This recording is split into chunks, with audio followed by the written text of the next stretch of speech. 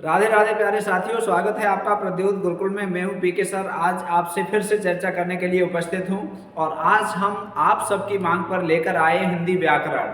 जी हाँ, आप कई दिनों से मैसेज कर रहे थे कि सर हिंदी व्याकरण की भी क्लास होनी चाहिए और बीच बीच में हिंदी व्याकरण 2 या 3 क्लास एक सप्ताह में होनी चाहिए।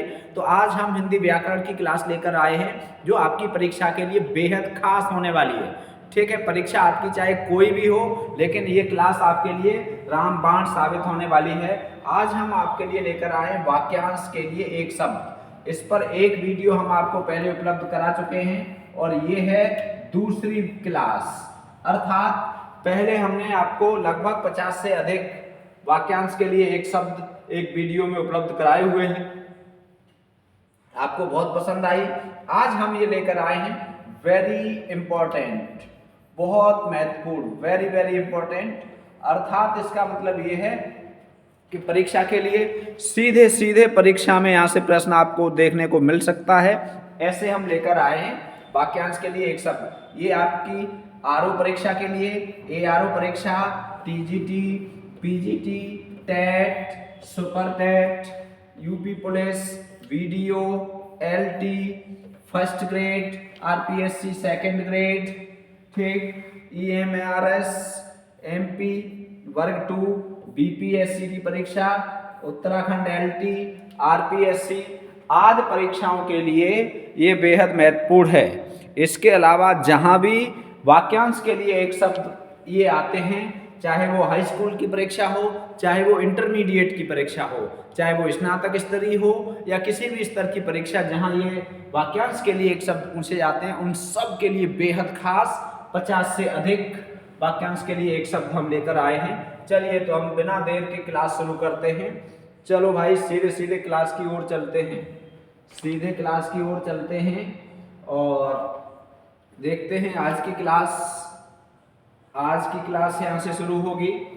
पहला है, कुछ आपको नया भी सीखने को मिलेगा और कुछ ऐसा होगा जो आप पहले से जानते होंगे और पहले से जानने वाला आपको यहाँ पर पढ़ने को भी मिलेगा। ठीक है, शक्ति का उपासक बहुत पूछा गया है परीक्षाओं में। शक्ति का उपासक किसे कहा जाता है?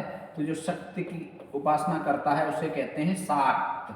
ठीक है, और विष्णु का उपासक क्या कहलाता है? जो विष्णु की उपासना करता है, पूजा करता है, उसे कहते हैं वैष्णव। ठीक है, क्या कहते हैं?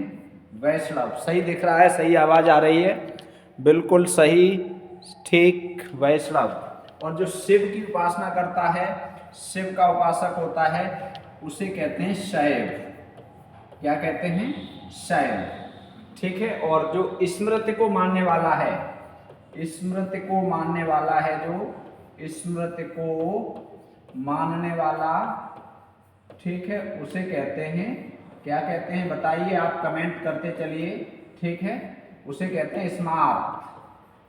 ठीक है, अब अनुचित बात के लिए आग्रह करना, अनुचित बात के लिए आग्रह करना। उचित बात के लिए आग्रह किया जा सकता है और अनुचित बात के लिए भी आग्रह। जैसे आपसे कोई आग्रह करे कि अरे भाई साहब एक पैक शराब पी लो, अरे एक सिगरेट पी लो, तो ये क्या है? ये अनुचित बात है। और आग्रह करे कि तुम्हें मेरी कसम है, अरे दोस्त काहे का यदि एक पैक नहीं पी सकता, तो ये अनुचित बात के लिए आग्रह आपको स्वीकार नहीं करना है, उसे कहते हैं दुराग्रह। अनुचित बात के लिए आग्रह क्या कहलाता है? दुराग्रह। बहुत आया है परीक्षाओं में, हमने यहाँ पर वही लगाए हुए हैं जो परीक्षाओं में बार बार पूछे जाते हैं, बार बार आते हैं, जिसकी मत झट से सोचने वाली हो। ठीक है, जो तुरंत उत्तर दे दे, बहुत इंपॉर्टेंट है। प्रत्युत्पन्न मते, प्रत्युत्पन्न मते। ठीक है, इस तरह से लिखा जाएगा, ये प्रत्युत्पन्न मते, और ये वेरी इंपॉर्टेंट है और परीक्षाओं में बहुत आया है। ठीक है, इंपॉर्टेंट इंपॉर्टेंट इंपॉर्टेंट।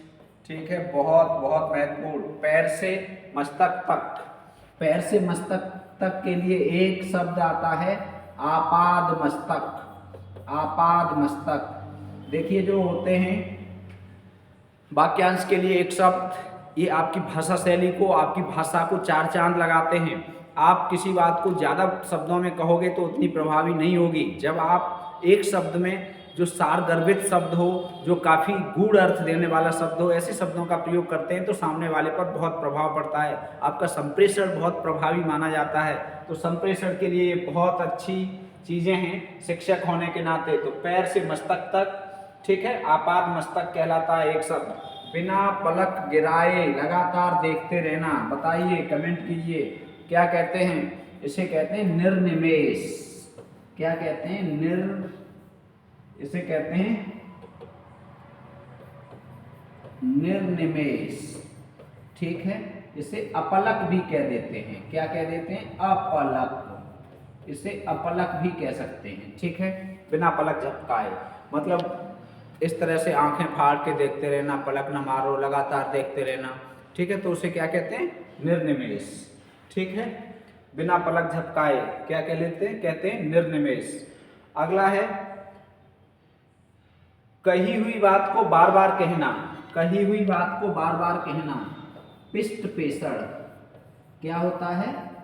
पिष्ट पेषण, ठीक है। एक ही बात को बार बार कहना, कही हुई बात को बार बार कहना पिष्ट पेषण कहलाता है। ये परीक्षाओं में बहुत पूछा गया है।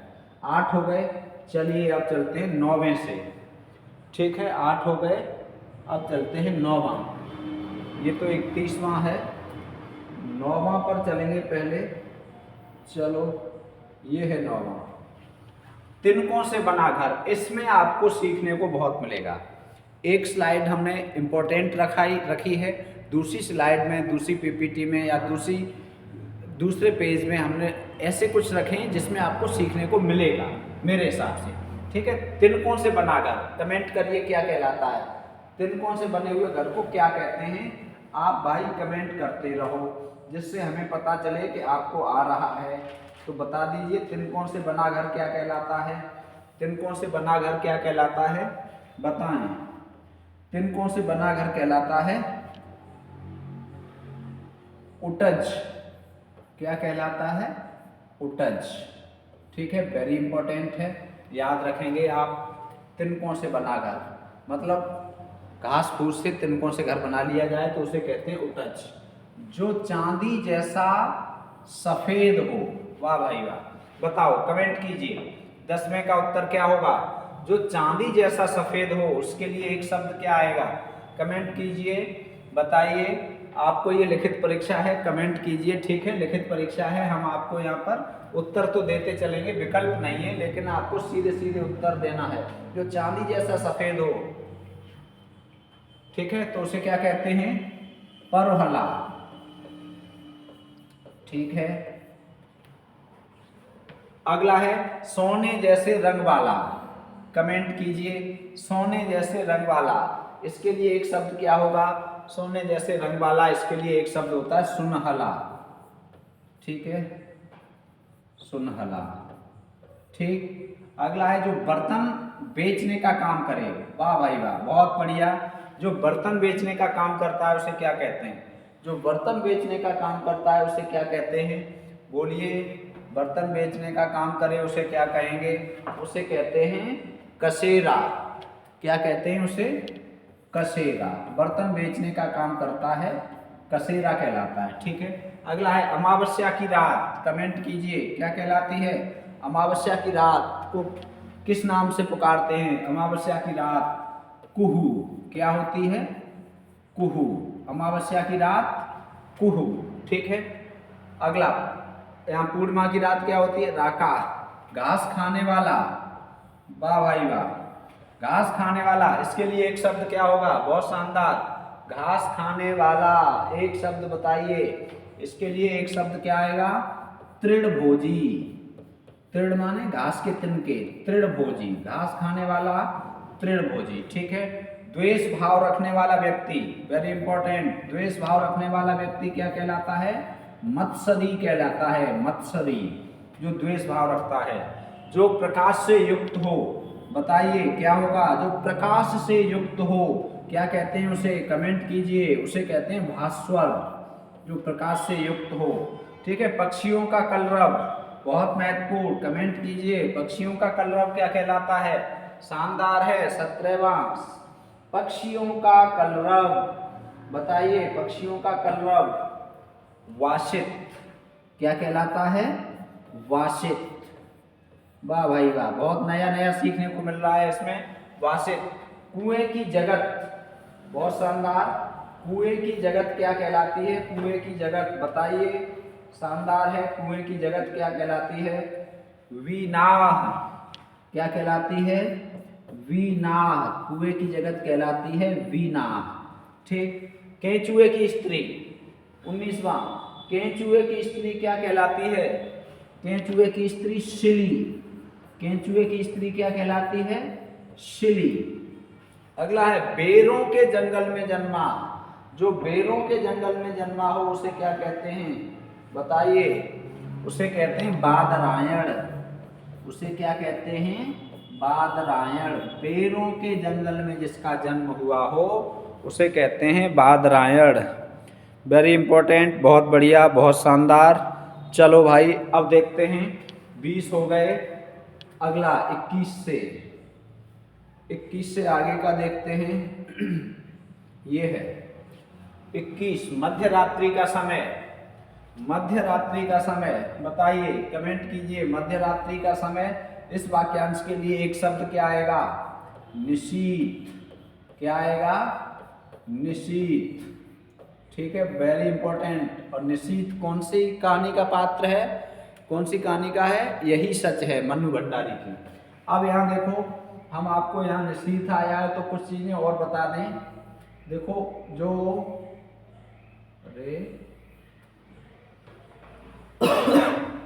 प्रहर होते हैं, जो प्रहर होते हैं, क्या प्रहर? प्रहर कितने होते हैं? 8। प्रहर कितने होते हैं? 8। प्रहर को ही पहर भी कह देते हैं। ठीक। कितने दिन रात में कितने घंटे होते हैं? 24। और 8 प्रहर होते हैं तो एक प्रहर बराबर कितना होगा? 3 घंटे। एक प्रहर बराबर कितना होगा? 3 घंटे। ठीक है, 24 घंटे में 8 प्रहर होते हैं। तो देखो, दिन में 4 प्रहर होते हैं और रात में 4 प्रहर होते हैं। हम यहाँ लिख के आपको बताए दे रहे हैं, समझाए दे रहे हैं। ठीक है, दिन में कितने प्रहर होते हैं? 4। और रात में कितने होते हैं? 4। अब जैसे दिन है तो दिन का पहला प्रहर होता है, दिन का पहला प्रहर, उसे हम क्या कहते हैं? उसे हम कहते हैं पूर्वाह्न। क्या कहते हैं? पूर्वाह्न। दूसरा प्रहर मध्याह्न। दूसरा प्रहर मध्याह्न। ठीक है, इसमें अंदर लिख लो या ऐसे लिख लो। तीसरा प्रहर अपराह्न। अपराह्न। ठीक है, ऐसे लिखे दे रहे हैं। चौथा सायं। ये 4 प्रहर होते हैं काय के? दिन के। यदि समय देखें तो पूर्वाह्न का समय लगभग 6 से 9 माना जाए। कितना माना जाए? 6 से 9 बजे। ठीक। मध्याह्न का समय 9 से 12 बजे। इसीलिए जब 12 बज जाते हैं तब कहते हैं दोपहर हो गए, अर्थात एक पहर ये और एक पहर ये, 2 पहर हो गए। अपराह्न 12 से 3 माना जाए और सायं 3 से 6 माना जाए। ठीक है, 3 से 6 सायंकाल माना जाता है। ठीक है, अब ये तो हुए काय के? दिन के। अब हम बात करें रात के। रात के प्रहर की बात करें तो 4 प्रहर रात में होते हैं। चलो यहाँ ये हटा के हम लिखे दे रहे हैं। ठीक है, यहाँ लिखे दे रहे हैं। 4 प्रहर के यहाँ काय के होते हैं, लिख लेना आप। ठीक है, स्क्रीनशॉट ले लेना, जरूरत है आपको। तो 4 प्रहर रात के होते हैं। अब वो 4 प्रहर कौन से होते हैं? पहला होता है, पहला प्रदोष। क्या होता है? प्रदोष। दूसरा निशीथ, रात्रि का दूसरा प्रहर। ऐसे भी पूछा जाता है, रात्रि का प्रथम प्रहर प्रदोष, रात्रि का द्वितीय प्रहर निशीथ, रात्रि का तृतीय प्रहर त्रयामा, रात्रि का चतुर्थ प्रहर उषा। ठीक है, अब देखो ये 4 हो गए, 1 2 3 4। प्रश्न कैसे आता है? दिन का पहला प्रहर या दोपहर से पहले का समय, तो पूर्वाह्न। दिन का दूसरा प्रहर या दोपहर का समय, मध्याह्न। दोपहर बाद का समय अपराह्न, बहुत आता है, बहुत बार बार पूछा जाता है।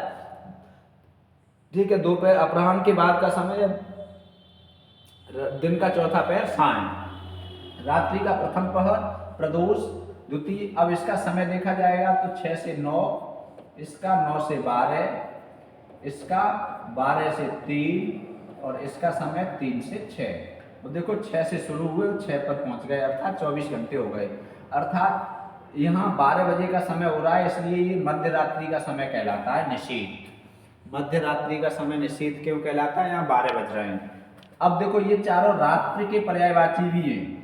परीक्षा में पूछा जाए प्रदोष काय का पर्याय है तो रात्रि का, निशीथ काय का है? रात्रि का, त्रियामा रात्रि का, उषा भी रात्रि का ही पर्याय है, लेकिन ये सुबह का समय होता है। ठीक है, तो इस तरह से ये 8 प्रहर हो गए। ये 8 प्रहर आप समझ गए होंगे। यहाँ से प्रश्न बहुत आते हैं, इसलिए हमने आपको ये 8 प्रहर अच्छे से बता दिए। जो स्त्री के वशीभूत हो या उसके स्वभाव का हो उसे कहते हैं स्त्रैण। उसे क्या कहते हैं? स्त्रैण कहते हैं। ठीक है, जो बाएं हाथ से सदा हुआ हो उसे क्या कहते हैं? सव्यसाची। उसे क्या कहते हैं? जो बाएं हाथ से सदा हुआ हो, सव्यसाची। ये अर्जुन का पर्यायवाची भी है। बाएं हाथ से कार्य करता हो, बाएं हाथ से बाण चलाता हो, सबके लिए सव्यसाची शब्द आता है। ठीक है, जिसका जन्म निम्न वर्ण में हुआ हो, ठीक है, उसे कहते हैं अंत्यज। निम्न वर्ण में जिसका जन्म हुआ हो उसे क्या कहेंगे? अंत्यज कहेंगे, अंत्यज। ठीक है, निम्न वर्ण में जिसका जन्म हुआ हो। अंत्य माने अंत में, ज माने जन्म। 4 वर्ण होते हैं, ब्राह्मण, क्षत्रिय, वैश्य और शूद्र। तो चारों वर्णों में जो पहले वर्ण व्यवस्था थी उसमें अंतिम वर्ण था क्या? शूद्र। तो शूद्र वर्ण में जिसका जन्म हुआ हो उसे कहते हैं अंत्यज, और जिसका उच्च कुल में हुआ हो उसे कुलीन। ठीक, अगला है न बहुत गर्म न बहुत ठंडा। बहुत बढ़िया, ये बताओ, न बहुत गर्म न बहुत ठंडा, इसके लिए एक शब्द क्या आता है? न बहुत गर्म हो और न बहुत ठंडा हो, इसके लिए क्या आएगा? बताओ भाई बताओ। इसके लिए आएगा समशीतोष्ण। क्या आएगा? समशीतोष्ण। ठीक है, इसके बाद किसी बात का गूढ़ रहस्य जानने वाला, यहाँ लिखे दे रहे हैं मर्मज्य। ठीक, अगला है जो बात लोगों से सुनी गई हो, किंवदंती। सुनी हुई बात को क्या कहते हैं? किंवदंती। ठीक है, किंवदंती। अगला है निष्फल न होने वाला, जो निष्फल न हो उसे कहते हैं अमोघ। ठीक है, निष्फल न होने वाला अमोघास्त्र। जिसके शेखर पर चंद्रमा हो उसे कहते हैं चंद्रशेखर। शिव जी को कहते हैं चंद्रशेखर। ठीक है, चंद्रशेखर काय का पर्याय है? शिव का। जिसकी ग्रीवा सुंदर हो उसे कहते हैं सुग्रीव। उसे क्या कहते हैं? सुग्रीव। ये हो गए 30। ठीक है, ये 30 हो गए, शानदार 30 हो गए। चलिए अब बात करते हैं 30 से आगे 31 पे बात करेंगे। अब चलो ये हो गए। अब देखो 31, शीत ऋतु की वर्षा बहुत होती है। दादी कहा करती मावट है गई, मावट। बुजुर्ग कहते हैं मावट हो गई, महावट। शीत ऋतु में यदि वर्षा होती है तो उसे कहते हैं महावट। ठीक है, बहुत आता है। कमल की दंडी, ये बहुत शानदार है। कमल की दंडी कमेंट करिए और बता दीजिए कमल की दंडी को क्या कहते हैं। हम पहले भी आपको बता चुके हैं, कमल की दंडी को मृणाल कहते हैं। क्या कहते हैं? मृणाल। देवताओं का उपवन नंदन कानन क्या कहलाता है? देवताओं का उपवन क्या कहलाता है? कमेंट करते रहो साथ साथ। नंदन कानन। जो मद्यपान का आदि हो, मतलब मद्यपान, शराब आदि पीता हो, मद्यप। मद्यपान का आदि मद्यप। प्राण देने वाली औषधि क्या कहलाती है? बताइए, कमेंट कीजिए। प्राण देने वाली औषधि के लिए एक शब्द क्या आएगा? तो उसके लिए एक शब्द आता है प्राणदा। क्या आता है? प्राणदा। जो बिना कारण के दूसरों को सताए, बिना बात के दूसरों को सताए, आतताई। आतताई, धनानंद। ठीक है, चाणक्य को सताया था, कंस भी आतताई था, धनानंद भी आतताई था। कोई कारण न हो फिर भी सताए, आपकी गलती ना हो फिर भी आपको परेशान करे, किसी की गलती ना हो फिर भी उसे परेशान करे, उसका शोषण करे, उसे सताए, ऐसे व्यक्ति को कहते हैं आतताई। ठीक है, ध्यान रखना। जंगल में लगने वाली आग, ये आपको पहले बता चुके हैं, क्या कहते हैं? दावानल, दावानल या दावाग्नि। ठीक है, दावानल। ठीक, समुद्र में लगने वाली बड़वानल। ठीक है, बड़वानल या बड़वाग्नि। पेट में लगने वाली जठरानल, जठरानल कहलाती है, या जठराग्नि भी कह देते हैं इसे। ठीक है, बहुत शानदार, 39 हो गए। बहुत बढ़िया प्रश्नों का संकलन है, आपकी परीक्षा के लिए बेहद खास हैं।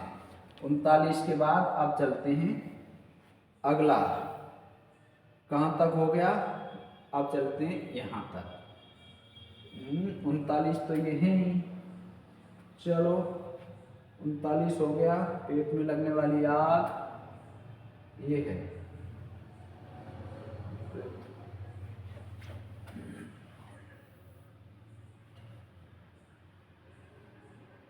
उनतालीस के बाद अगला है 40 से, ये हो गया, ये भी हो गया। वर्षा, आग आग आग, सुंदर ग्रीवा, ये है 40 से। ठीक है, जो व्याकरण अच्छी तरह जानता हो, बहुत पूछा जाता है, अच्छी तरह व्याकरण जानता हो उसे क्या कहते हैं? वेरी इंपॉर्टेंट, उसे कहते हैं व्याकरण। ठीक है, व्याकरण का ज्ञाता क्या कहलाता है? व्याकरण।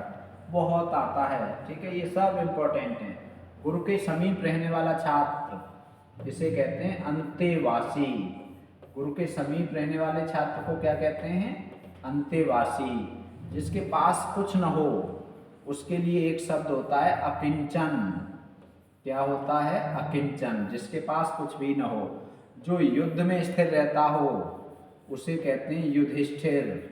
ये आप सब जानते हैं, नहीं जानते हैं उनके लिए तो नया है, कोई बात नहीं। दो पर्वतों के बीच की भूमि, उपत्यका, बहुत आता है, वेरी इंपॉर्टेंट। ठीक है, दो पर्वतों के बीच की भूमि उपत्यका, और पर्वत के ऊपर की समतल भूमि, ऊपर की बात आएगी, आप एक याद कर लो, इनमें कंफ्यूजन होता है। तो आदित्यका, ऊपर, अधि माने ऊपर, बस अधि माने ऊपर, तो आदित्यका माने ऊपर की भूमि, और दो पर्वतों के नीचे की घाटी उपत्यका कहलाती है। किसी के पास रखी हुई दूसरे की वस्तु, थाती, दूसरे की वस्तु रखी है उसे क्या कहते हैं? थाती, या धरोहर भी कह सकते हो। ठीक है, धरोहर। जो इंद्रियों को वश में कर ले उसे कहते हैं जितेंद्रिय। क्या कहेंगे? जितेंद्रिय। आय व्यय की आंकड़ों की जांच करने वाला अंकेक्षक क्या कहलाता है? अंकेक्षक। ठीक, अगला है प्राचीन आदर्शों के अनुसार चलने वाला, बहुत महत्वपूर्ण, प्राचीन आदर्शों के अनुसार चलने वाला गतानुगतिक, गतानुगतिक।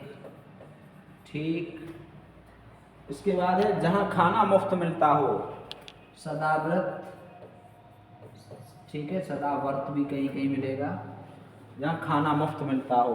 तो ये 50 महत्वपूर्ण हो गए, 50 हो गए अति महत्वपूर्ण। ठीक है, अति महत्वपूर्ण हो गए ये 50।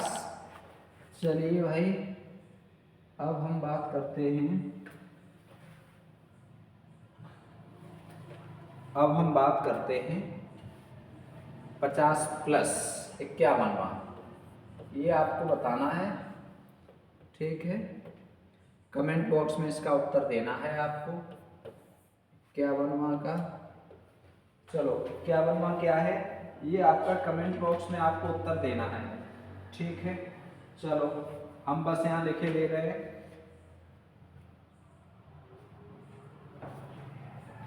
जिसे पूर्व जन्म की बातें याद हों, जिसे पूर्व जन्म की बातें याद हों। इस वाक्यांश के लिए एक शब्द बताइए। कमेंट बॉक्स में आपको लिखना है, ठीक है। अगला दूसरा आपको कमेंट बॉक्स में क्या लिखना है, दूसरे का भी लिख लो।